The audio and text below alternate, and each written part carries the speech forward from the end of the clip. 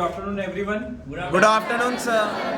सो आज topper stock के लिए आपके बीच में आए हैं सुग्रीव छोले, जिनका नीट स्कोर जो है 642 है। ऑल इंडिया रैंक 9131 है। फर्स्ट राउंड में जे अलॉट हो गया है। He is waiting for upgradation KEM के लिए। सो प्लीज वेलकम करिए सुग्रीव।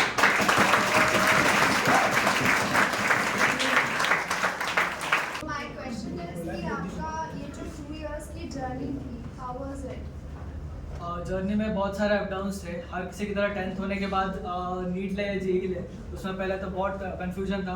फिर फैमिली एडवाइस, बाकी सबसे एडवाइस लेके नीट ले ली। फिर उसके बाद 2 साल पूरी मेहनत करी।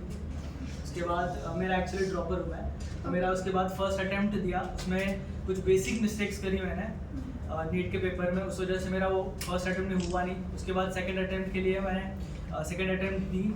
अभी इसके बाद मेरा 642 मार्क्स हैं। जो नॉर्मली हमें जो टीचर्स ने बताया मैंने सिर्फ वही फॉलो किया, उस वजह से मैं आज यहाँ। So like after repeating, so आपने क्या-क्या mistakes की थी first attempt में और क्या-क्या changes you thought that you should do in order to improve yourself? First attempt में क्या हुआ था कि जो सबसे पहले बेसिक चीज़ हर टीचर बताता है कि नीट के लिए स्पीड और एक्यूरेसी, ये 2 चीज़ें इंपॉर्टेंट है। मेरी वही दो चीज़ें मैंने इम्प्लीमेंट नहीं की, उस वजह से मेरा वो फर्स्ट अटेम्प्ट में मार्क्स नहीं आया। स्पीड मेरे पास थी नहीं, उस वजह से मेरा जो लास्ट में फिजिक्स का पेपर था वो रह गया। बायो में ज़्यादा टाइम हो गया, तो उसी के ऊपर मैंने वर्क किया लास्ट जो अभी एक्स्ट्रा ये मिला उसको। So for you mean to say कि time management for the paper is very important? Very important. Okay, then second most important, देखो जैसे हमारे काफ़ी सारे कमिटमेंट्स रहते हैं, ठीक है, तो आपने उन कमिटमेंट्स के साथ में अपना टाइम कैसे मैनेज किया? कमिटमेंट्स में मेरे पास अगर बाकी चीज़ें अगर बोली जाए तो मैं एक्चुअली मेरे फैमिली में मेरे भाई और बहन दोनों डॉक्टर्स हैं, इस वजह से पूरा जो फोकस था वो उसी के ऊपर था कि पढ़ाई करनी है। तो वही था मेरा जो भी टाइम, जो मैं 8 आवर्स होता था मेरा टाइम कि 8 आवर्स पढ़ना है, उसके बाद जो मिलेगा उसमें जो भी बाकी चीज़ें होंगी वो करूँगा।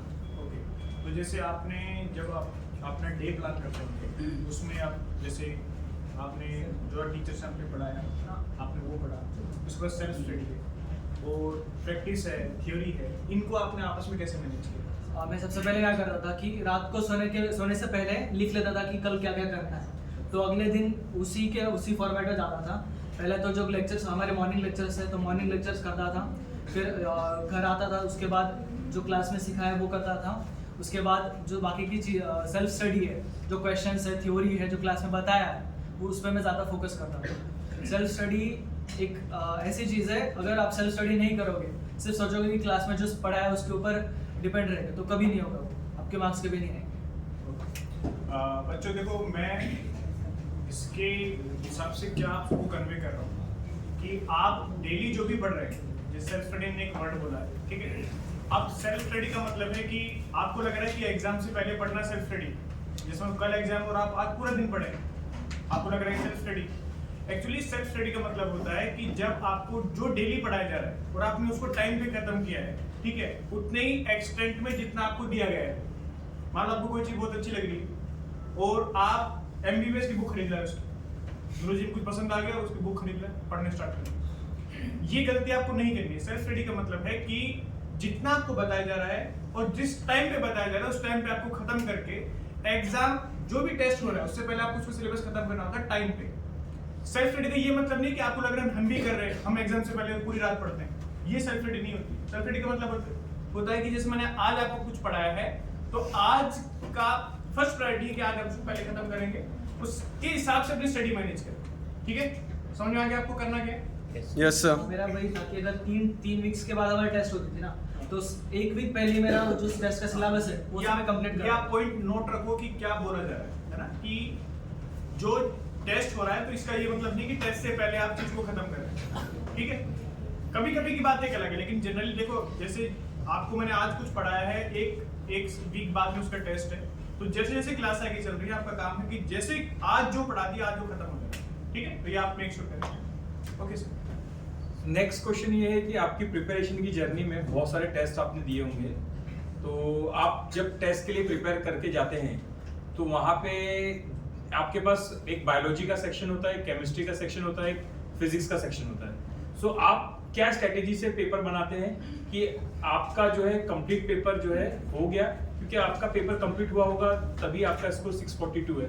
तो जो स्ट्रेटेजी है जो आपको लॉन्ग ईयर 2 साल का 3 साल का प्रिपरेशन में समझ में आया, वो स्ट्रेटेजी जो है बच्चों से आप शेयर करिए, क्योंकि जो मेजोरिटी बच्चे हैं हमने ये नोटिस किया है कि किसी एक सेक्शन में बहुत ज़्यादा वो टाइम स्पेंड कर दे रहे, जिनकी वजह से उनका पेपर ही कंप्लीट नहीं हो पा रहा है। एक्चुअली मैं स्ट्रैटेजी राउंड 1 राउंड 2 के फॉर्म में यूज़ करता था। मतलब राउंड 1 में पहले बायो, फिर केमिस्ट्री, फिर फिजिक्स। उसमें भी राउंड 1 में जो इजी क्वेश्चंस है, जो मुझे पता है कि 100% मुझसे होने वाला है, वो उसमें मैं कोई गलती नहीं करने वाला हूँ, वो मैं क्वेश्चंस राउंड 1 में करूँगा। पहले राउंड 1 बायो होगा, उसके बाद राउंड 1 केमिस्ट्री, उसके बाद राउंड 1 फिजिक्स, उसके बाद राउंड 2 बायो पे आऊँगा, जो थोड़े डिफिकल्ट क्वेश्चंस लगे उन्हें मैं कंप्लीट करूँगा। उसके बाद राउंड 2 केमिस्ट्री, उसके बाद राउंड 3 फिजिक्स, राउंड 2 फिजिक्स। फिर उसके बाद अगर कोई एक आध क्वेश्चन बच जाता है उसके बाद जो लगे कि आउट ऑफ बॉक्स है, उसके ऊपर मैं टाइम देता था। तो इसमें एवरेज मेरा बायो का अराउंड टोटल मिला के 40 मिनट्स तक हो जाता था। 30 मिनट्स राउंड 1 के लिए, और अगर बचे हुए क्वेश्चंस होंगे तो राउंड 2 में 10 मिनट्स एक्स्ट्रा, इस टाइप से। सो बेसिकली आप ये बोल रहे हैं कि आपने जो स्ट्रेंथ है पेपर कंप्लीट करने की, वो आपने बायोलॉजी से लेकर आई। हाँ। बहुत कम टाइम में आपने बायोलॉजी के बहुत सारे क्वेश्चन बना लिए, जैसे आप बोल रहे हो 40 मिनट्स आपने पूरा बायोलॉजी का दिया, तो जो आपके पास 1 आवर 60 मिनट्स, जो 160 मिनट्स बचा, तो उसमें आप फिजिक्स और केमिस्ट्री में टाइम स्पेंड कर पाए। लेकिन मैंने देखा कि काफ़ी सारे बच्चे हैं वो लगभग 90 मिनट्स या मोर देन दैट वो बायोलॉजी में स्पेंड कर रहे हैं। तो इसका आउटकम क्या है, मतलब क्या कंक्लूजन हो सकता है? मेरा भी जो फर्स्ट अटेम्प्ट था ना, उस वक्त मेरे भी 90 मिनट से ज़्यादा गया था टाइम बायो के लिए। मैं उसमें क्या करता था कि बायो की जो रिपीटेटिव रिवीजन होती है वो करनी बहुत ज़रूरी होती है। उस वजह से अगर आप क्वेश्चंस पढ़ते भी, जब पढ़ते हो क्वेश्चंस, उसी वक्त आपको याद आता है कि ये इस टॉपिक से क्वेश्चन है, ये यहाँ पे इसका आंसर ये होगा। तो आप जितने रिवीजन ज़्यादा करोगे उतना ज़्यादा बेनिफिशियल होगा, उससे ऑटोमेटिक स्पीड आती जाएगी। तो फ्रीक्वेंट रिवीजन हाँ, frequent जरूरी है, देन आप पॉसिबली उसको 40 मिनट्स में कर पाएंगे।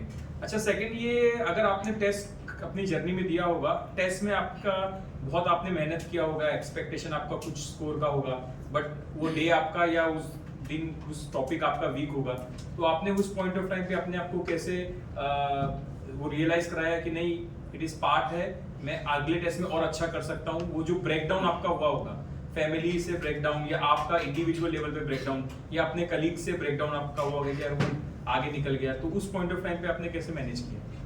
मैनेज करने में उसमें ये था कि जब मेरे एक टेस्ट हुई थी, मुझे अभी याद है कि फर्स्ट अटेम्प्ट से पहले अप्रैल में एक टेस्ट हुई थी, एक नहीं एक्चुअली 5-6 टेस्ट हुए थे। उसमें कंटिन्यूसली मेरे मार्क्स 500 के अराउंड ही आ रहे थे, उससे एक मार्क्स ऊपर नहीं जा रहा था, एक मार्क नीचे।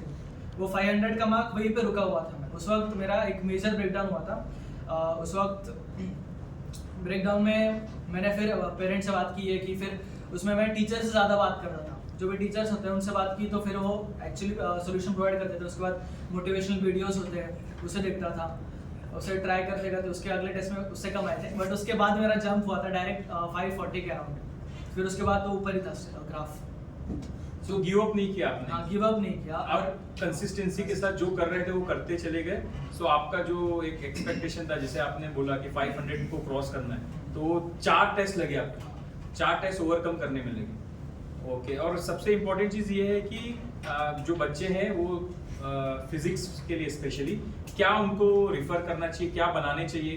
बहुत सारे क्वेश्चन बनाने के लिए मार्केट में बहुत सारा कंटेंट अवेलेबल है, क्या उनको वो प्रिफर करना चाहिए, या जो क्लास नोट्स है, जो क्लास के स्टडी पैकेज है, जो क्वेश्चनर आ रहे हैं इनके एग्जाम में, रेगुलर एग्जाम में जो हम लोग प्रोवाइड कर रहे हैं, वो आप जो क्लास नोट्स है वो फिजिक्स के लिए बहुत इंपॉर्टेंट है, क्योंकि वो जो टीचर होता है जो आपको सिखा रहा है, वो हर जगह से जो इंपॉर्टेंट क्वेश्चंस है वो एक जगह पे लेके आ रहा है। क्लास नोट्स में आपको हर जगह के जो इंपॉर्टेंट क्वेश्चंस है वो वहीं पे मिल जाएंगे। फिजिक्स का वही और एक चीज़ है फिजिक्स में कि पहले कैसे होता था फिजिक्स में कि जो ये क्वेश्चन न्यूमेरिकल क्वेश्चंस बहुत ज़्यादा आते थे, अब वो न्यूमेरिकल क्वेश्चंस उतने नहीं आते, अब थ्योरेटिकल ही होते हैं। अगर आप नोट्स करके जाओगे, फॉर्मूला प्रॉपरली करके जाओगे, तो आपका हो जाएगा, उसी में आपका प्रॉपरली क्वेश्चंस ये हो जाएंगे, कैसे ही हो जाएंगे। Okay, So next question is कि अभी recently इनके बहुत सारे exams भी हो रहे हैं and many times the students they are coming up with this कि हमारा पेपर जो है टाइम पर नहीं हो रहा है, was into lot of stress, confusion बहुत ज़्यादा हो रही है and we know that ये 2 साल का syllabus बहुत ज़्यादा vast है ना। So how did you manage with the stress? Stress अगर आप सोचोगे कि अगर आप स्ट्रेस ज़्यादा लेते रहोगे वो आपके परफॉर्मेंस को और इफेक्ट करेगा। अगर आप पहले 500 पे हो, वो स्ट्रेस लोगे आप नीचे गिर जाओगे, ऊपर नहीं आओगे। तो स्ट्रेस को आपको उस स्ट्रेस की मेंटेलिटी में रहना ही नहीं है। टीचर से बात करो, फ्री रहो थोड़ा, पेरेंट्स से बात करो, वो स्ट्रेस से बाहर आ जाओगे। और वही So वही है कि अगर आपका कोई बैकलॉग नहीं है एंड अगर टीचर के साथ आप चल रहे हो, so I don't think there would be any sort of stress. अगर कंटिन्यूअस रिवीजन कर रहे हो, टाइम टू टाइम चीज़ों को रिवाइज कर रहे हो, तो मेरे हिसाब से you will be prepared well ahead of time. So कोई stress, you won't have any stress. वही एक इम्पोर्टेंट चीज़ है कि आज जो दिया है, आज जो सिखाया है वो हो जाना चाहिए। और जो तुम लोग को काम प्रोवाइड किया जा रहा है, like you have been given कि ये असाइनमेंट कंप्लीट करो, ये असाइनमेंट कंप्लीट करो, तो उसे उसी दिन कंप्लीट करो, उसे बैकलॉग के लिए मत रखो। एंड अगर एग्जाम के 2 दिन पहले तुम लोग सारी चीज़ें साथ में लेकर बैठते हो एंड बहुत ज़्यादा कन्फ्यूजन हो जाती है, बिकॉज कभी रिवाइज नहीं किया कुछ टॉपिक्स जो तुमने कभी पढ़े ही नहीं, एंड लास्ट मोमेंट में बहुत ज़्यादा क्योस क्रिएट हो जाता है, which leads to lot of confusion and stress. अगर टीचर ने जो बोला हुआ है, जो असाइनमेंट दिया है, जो काम दिया हुआ है, अगर उसे टाइम टू टाइम करते रहोगे तो there won't be any sort of stress. You would be prepared and you would be confident enough. तो एग्जाम के 1 हफ्ते पहले तक सारी चीज़ें अच्छे से प्रिपेयर करके रखो, तो मेरे हिसाब से कोई stress won't be there for you, right? Okay then मेरा इसमें क्वेश्चन है कि एग्जाम में स्ट्रेस किस बात का होता है? एग्जाम में जब आप पेपर में बैठे हैं और आपको स्ट्रेस आएगा तो आप अपना कोई एक्सपीरियंस शेयर करें कि हाँ मेरे को इस चीज़ का स्ट्रेस हुआ तो मैंने इसको ऐसे ओवरकम किया। अगर मैंने वो पार्ट्स पढ़ा नहीं होगा और लगेगा कि उस वजह से मेरे मार्क्स कम आएंगे, तो उसी एक चीज़ का होता था। बट मैं जनरली क्या करता था, टेस्ट अगर हो गई है, टेस्ट से इम्पोर्टेंट उसका एनालिसिस होता है। अगर वो टेस्ट में गलत भी हुआ तो भी मैं उसे एनालिसिस में देखता था कि ये क्वेश्चन कहाँ से आया, ये मेरा क्यों क्वेश्चन गलत हुआ, ये मेरा इस क्वेश्चन को सही करने के लिए मैं क्या कर सकता हूँ। वो जो पूरा पैरा है या फिर वो पूरा जो टॉपिक है वो मैं फिर से एक बार रिवाइज कर लेता हूँ। देखो बच्चों, इसमें ये है ना कि जो चीज़ आपने पढ़ी नहीं है और आप उसके लिए स्ट्रेस ले रहे हो, तो स्ट्रेस नहीं बेवकूफ़ी। आप खुद सोचो, जो आपने पढ़ा नहीं है और आप पेपर में बैठ के सोच रहे हो कि यार उससे होगा कि नहीं, ये तो सवाल ही नहीं बनता है। तो ऐसे बहुत सारे बच्चे हैं जो सोचते हैं इसका क्या करेंगे। इसलिए अगर आपको ये बात पता है कि हमने ये टॉपिक नहीं पढ़े और इस चीज में मेरा स्कोर नहीं आने वाला है, तो सबसे पहले उस चीज को आइडेंटिफाई कर लिया। मतलब जब आप पेपर से गो थ्रू होंगे तो आपको पता लग जाएगा कि ये पार्ट मैंने नहीं पढ़ा है। तो अगर आप अपना जेन्युइन एक रिकॉर्ड रखना चाहते हैं कि मेरे वास्तव में कितने मार्क्स आ रहे हैं, तो जब आप टेस्ट दें तो उसमें तुक्का नहीं मारना है ना। जब आप टेस्ट दे रहे हैं ना, उसमें आप तुक्केबाजी नहीं चलेगी कि चलो इस भगवान का नाम लेके बीमार किया, ऐसे नहीं करना, ठीक है। क्योंकि जब आप क्लास या इंस्टीट्यूट में टेस्ट दे रहे हैं तो ये आप एक असेसमेंट है, और अगर आप तुक्का मार के मान लो कभी आपके 4 तुक्के ठीक नहीं लगे और आपका स्कोर एकदम से 16 मार्क्स बढ़ गया, तो आपको लगेगा मेरा सब्जेक्ट इंप्रूव हुआ, लेकिन एक्चुअली आपकी किस्मत इंप्रूव हुई है उस टाइम। ऐसा नहीं है कि आपका सब्जेक्ट इंप्रूव हुआ है उस टाइम पे। तो इसलिए आप तुक्केबाजी नहीं करें। जो चीज़ आपको नहीं आती, आपको पता है ये पोर्शन मेरा छूट गया, मैंने नहीं पढ़ा है, बिल्कुल उसको छोड़ के आप आगे निकल जाए। तो इससे आपको आपका जेन्युइन स्कोर पता लगेगा, ठीक है। आपको मतलब वहाँ गैस नहीं करना है इतना। हाँ, गैस ये करना है कि मान लो आप बहुत पढ़े थे, अब आप कंफ्यूज हो, तब आप एक रिस्क ले सकते हो कि देखो 2 तो मुझे पता है, 7 पता नहीं है, ये 2 तो एलिमिनेट कर दिए नहीं होंगे, इन 2 में से किसी एक में कंफ्यूजन है, उसमें आप थोड़ा एक रिस्क ले सकते हो। लेकिन जब आपको ये नहीं पता कि कौन सी चैप्टर से है, तो उसमें फिर वो रिस्क बनता नहीं, ठीक है, वो रिस्क लेना नहीं आपको, है ना। ये चीज आप रखेंगे साथ में। और अब हम मतलब ये डिस्कशन ओपन कर रहे हैं आपके लिए, तो कोई भी अगर आपको कोई भी डाउट है या आपको लग रहा है कि हाँ चीज़ें डिस्कस नहीं हुई, तो आप पूछ सकते हैं। एक मेरा सवाल है उसमें कि 11th स्टैंडर्ड में तुमने जो कौन सी ऐसी गलतियाँ की थी जो इन लोगों ने नहीं करनी चाहिए गलती? 11th में एक तो जो हमारा डेली का काम होता है, जो भी हमें डेली सर बताते कि ये आज करना है, जो आज सिखाते उसे उसी दिन कंप्लीट करो। उसे मैंने कभी कंप्लीट नहीं किया, उस वजह से मेरा बहुत बैकलॉग था 11th में। तो वही है, बैकलॉग रहेगा तो अड़चने आएंगी आगे। सो बैकलॉग नहीं रखना है। एंड सब्जेक्ट वाइज क्या क्या चीज़ें करनी चाहिए 11th से? फिजिक्स, केमिस्ट्री, बायोलॉजी तीनों। बायो के लिए तो एनसीईआरटी पढ़ो, एनसीईआरटी के अलावा कुछ नहीं है। इनऑर्गेनिक एनसीईआरटी है, ऑर्गेनिक भी एनसीईआरटी है। फिजिकल और जो फिजिक्स है उसके लिए आप क्लास नोट्स यूज़ कर सकते हो। और जो क्वेश्चंस होते हैं वो क्वेश्चंस आपके पास 11th में बहुत टाइम होता है, तो क्वेश्चंस के ऊपर ज़्यादा फोकस कर सकते हो थ्योरी के बाद। अच्छा, एक यूजुअली बच्चों के डाउट मन में ये रहता है कि बायो में स्पेशली चीज़ें इनको याद नहीं रहती, तो जैसे सर बार बार ये बोलते हैं सर एग्जाम्पल्स याद नहीं रह रहे हैं, उनको क्या करें, तो ऐसे में आपने क्या तरीका फॉलो किया था कि आपके एग्जाम्पल्स एनसीईआरटी वाले आपको याद रहे? मैंने एक्चुअली जो चैप्टर्स में जितने भी एग्जांपल्स हो या फिर डेट्स हो, उन्हें एक पेज पे लिख के लिया था और उसे मैं हर दिन लिखता था जब भी टाइम मिले, जब लगे। ये बच्चे जो होते हैं ना, ये निमोनिक्स के पीछे ज़्यादा भागते हैं कि सर इसका कुछ एनसीईआरटी पढ़ने का कुछ निमोनिक बन जाता, नीट के लिए ही कुछ निमोनिक बन जाता, तो इसमें आप क्या निमोनिक का रोल बताएंगे कि क्या वो इन बच्चों को उसके लिए काम करना चाहिए या फिर प्रॉपर एग्जाम्पल्स ही याद रखने चाहिए? अगर न्यूमोनिक से आपको एग्जांपल जो है वो याद आ रहा है फर्स्ट अगर आपने न्यूमोनिक याद किया और उससे एग्जांपल याद आ रहा है कुछ टाइम बाद, मतलब आपके वो दिमाग में है, तो आप न्यूमोनिक्स के ऊपर डिपेंड कर सकते हो। बट जनरली अगर आपको वो एग्जांपल बिना न्यूमोनिक्स के भी याद हो रहे हैं तो वो अच्छी बात है। मैं तो प्रेफर न्यूमोनिक्स ही करता था। यस बेटा, आपका कोई क्वेश्चन है तो आप पूछ सकते हैं। You can raise hands and stand up. जब आपको पता चलता है कि मेरा ये सब्जेक्ट वीक है, तो आप उसे कैसे स्ट्रॉन्ग करते हैं? उस सब्जेक्ट का जो आपने टेस्ट दिया है, उस टेस्ट में देखो कि आपने क्या गलतियां की, किस चैप्टर से आपकी गलतियां हो गई, क्यों गलतियां हो गई। उन मिस्टेक्स के ऊपर वर्क करोगे, ऑटोमेटिकली वो सब्जेक्ट आगे जाएगा।